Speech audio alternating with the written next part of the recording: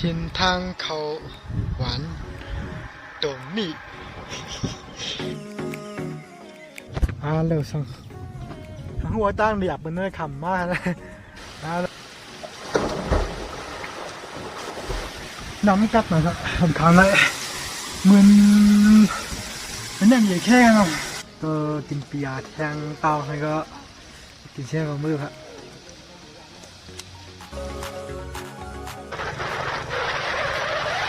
พดกันพดโยมย้อนเอาหยองพดกันคู่ใครสมบูรณ์เป็นหยองเลย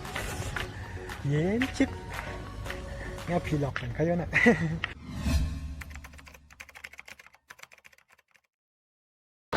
ฮัลโหลแต่เราก็เข้าเด็กกาเลยที่น้ำตกกันนะ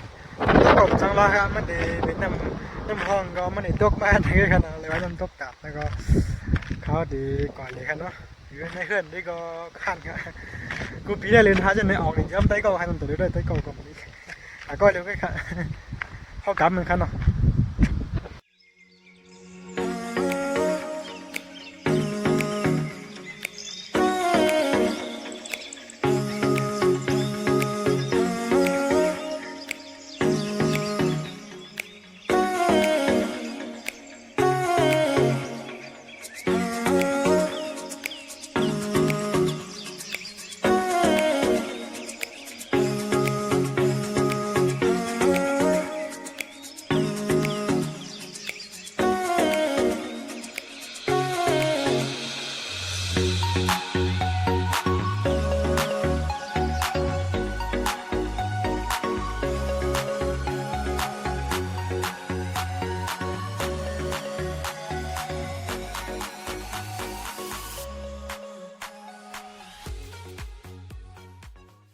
เร็วคำมั่มแผวไอ้ดีใครบ่าชี้กันเนาะใครรู้ดีมึงเพียนมากก็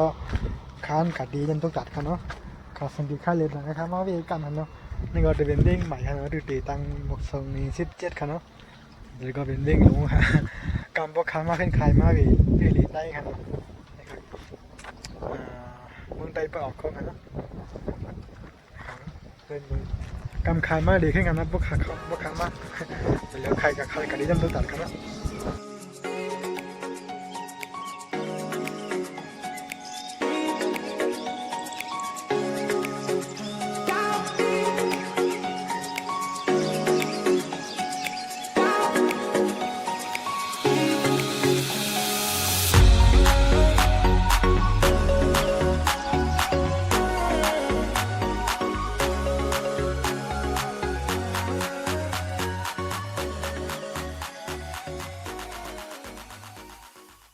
แต่เร็วคำมาแผ่ไว้ดีที่สุ่มกันเนาะสุ่มที่ต้นถังชิมตั้งในคันนี่นั่นก็ตั้งหลังเนี่ยเดี๋ยวมีวานกันเนาะวานทำกันมุกครับเอาเป็นวานงูเชื่อเลยหน่อยเนาะนี่ครับนี่ก็เดี๋ยวเป็นสุ่มชิมตั้งในคันที่เป็นเรือหอดด้วยอาหารชั้นปก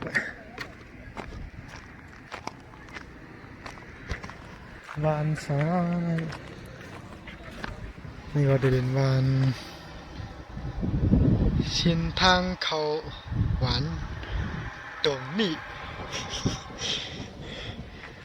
ลิกใต้กันนะชินทางเขาหวานตรงนี้ลิกใต้กันเนาะเป็นวันตรงนี้เขาชินทางเขาหวานตรงนี้กันเนาะเป็นวันมูเสื้อเขาเนาะเป็นเตรียมมาอย่างไรนี่ก็ที่ในสิก็ได้ยอมได้คันเนาะข้ามกับตัวเยอะคันนะนี่ครับ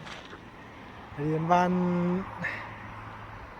มูเซียวันใต้คำมุขันเนาะนี่ก็เรียนวันคันเนาะคำมาแถวกีตั้งกับเมืองปอกค่ะนี่ก็เป็นชิ้นตั้งกับเมืองปอกคันเนาะมันก็ได้มีสุ่มในก็คำมาดีกรรมนี่ก็จะเป็นวันตรงนี้ครับวันตรงนี้ครับพัดไปขึ้นดีช่างตกกันเนาะว่าไกลกับมุขหรือมั้งในก็เขาได้เฮ็ดไว้ฮะอลามใต้เห็นไปเขาเนาะเดินคิวเลี้ยงเขานั่นเดินคิวเลี้ยงเขาจ้าเขาได้เฮ็ดไว้อลามใต้วันใต้วันมุ้งเซ่กับมุขเนาะใต้ก็เตรียมไว้ดิทางงมมุข2 ปี19เขาเนี่ยคำพัดได้ชิ้นทางเขาหวาน ตรงนี้ครับเลยครับในตังเขาวานคันเนาะคำล่วงเก่านี่ก็อยู่กันในก็มูกันวานคันเนาะก็มีต้นไม้ด้วยก็ได้เข้มแก่คันในก็ต้นไม้คำนี้นี่ก็ได้เป็นเส้นตั้งกับเมืองปอกครับเขาขึ้นกามันคันเนาะชิบข้าตั้งกัน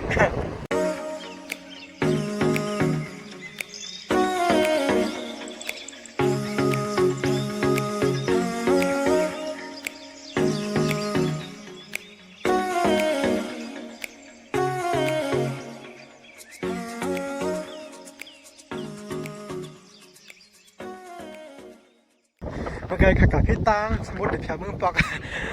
ขึ้นมายาดอกย้อนพระธาตุครับกาในเขาเนาะในการตั้งกามีวานไหนกันเนาะขาพี่ตั้งกับเพียเมืองปอกว่าเมื่อกี้กัดก็กัดเอาเนี่ยโหดมีก่อนถือไว้คันเนาะไปก่อนกับนี่ค่ะก็นี่แหละเขาเก่าเลยคันเนาะ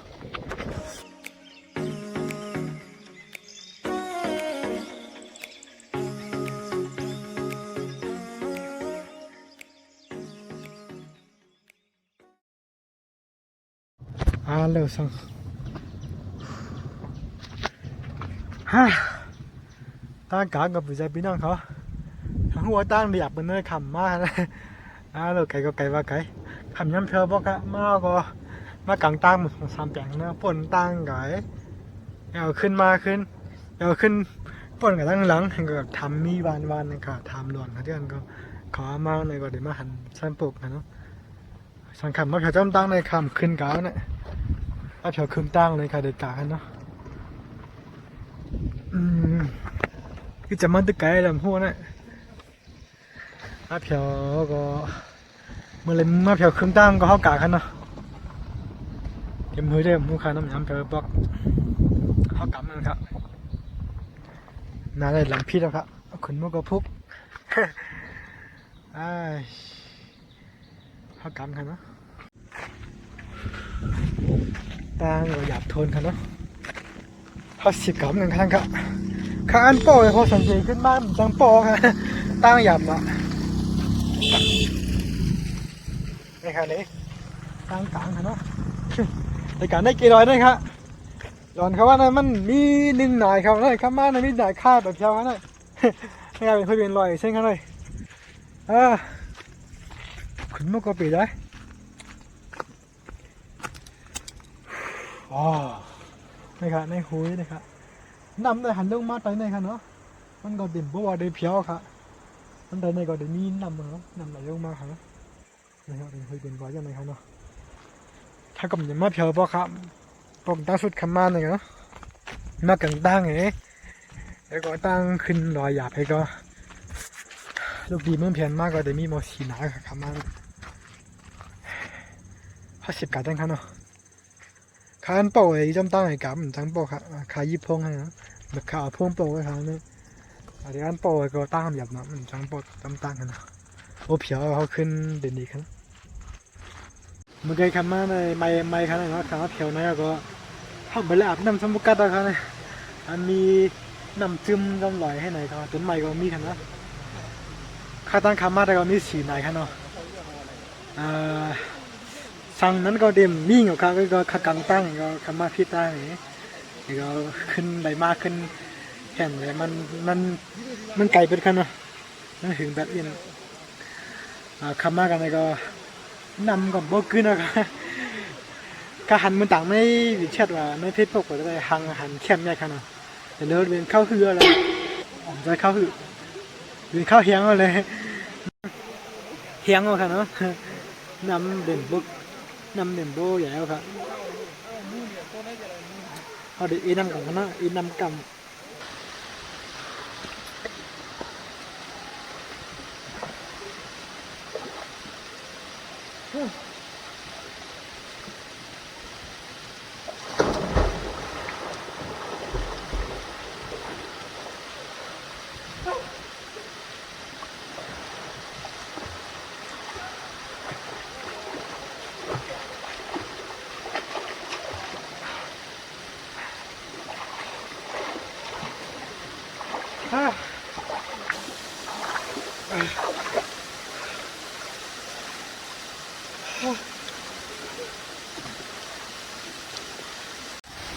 น้ำกัดนะครับผมทำเลยมึนเป็นอย่างใหญ่แค่กันเนาะซึ่งเหมือนที่ไม่ใครหรอกนี่ใครเต้าเหมือนที่ก็มันกัดอยู่เลย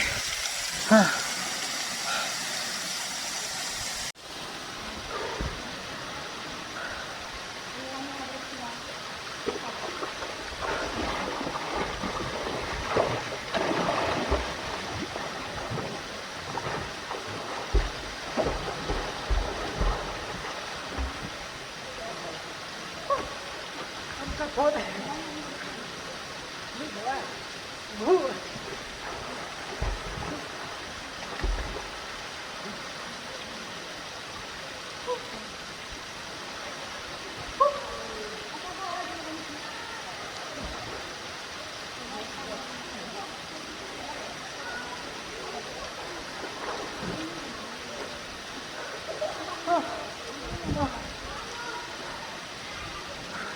เดี๋ยว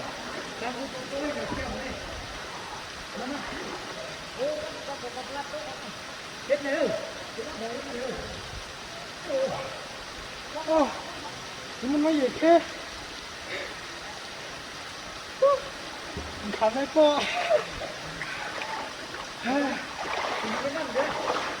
นี่ก็นี่ครับเดินลอยกันเนาะเดินน้ำตกมันนี่ลอยนี่ก็แล้วมันกัดหน่อยนะมันมีเหมือนหินจังเลยเอาไม่จนใหม่เลยเฮ้ยเหมือนหินนี่ออกไข่เต้าเนาะมันกัดหน่อยแถมพัดลงอะไรก่อนนี่ค้างไว้ลงอะไรนะมีไผ่ลงไหนก่อนค้างไว้เป็นมาอะไรมันเป็นน้องมันกัดแต่แถมลงไหนก่อนคนมาก่อนมีหนังมันเนาะนี่ก็โดนอะไรก่อนมีค้างไว้ลงนะมันกัดหาค้างลงไหน2 กรัมก็ยังลงไหนดิลงไหนจังเจ๊กำนะครับนำครับพวกเขาคือได้นำขึ้นเหมือนกันนะโดยได้นำมันบกขึ้นอ่ะดึงข้าวยังอะไรกัดหน่อยครับสับเต้นเต้น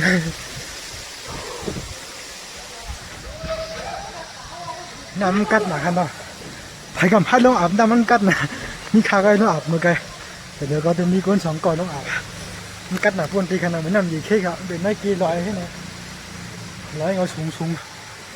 ใช้ก็เป็นหมอกินอะไรกันเนาะเลยมันกัดหนาคันอัด2 กรัมเลยคันเลยก็ออมเด็ดกันครับเนาะข้าวออมเด็ดข้าวขึ้นดัดหนูครับเนาะถึงได้มาของเขาน้ำกัดดีนะคุณว่าเดี๋ยวก็มีนางมาก็จะคำอาบกันเนาะมันกัดหนาเขา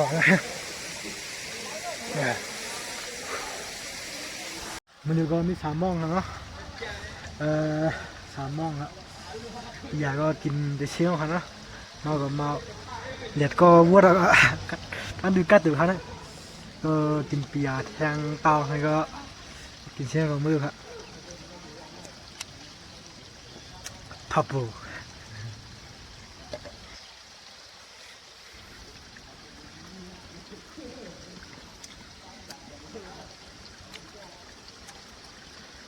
คือตอนกูปีได้เหลี่ยมได้ก็หันเดินหาจนไหนแต่เรื่องนี้ก็เหลือครับดีก็เหลือพวกกินยาเตาหน้าก็เขามือครับก็เป็นช่องเตาเชียงแล้วกัดก็กัดแล้วอยากก็วดแล้วมี3 โมงครับเขาเด็ดมือครับเนาะเด็ดมือจำตังครับกำเขาเด็ดมือไปไข่บาชีครับคือก็ปียทับรู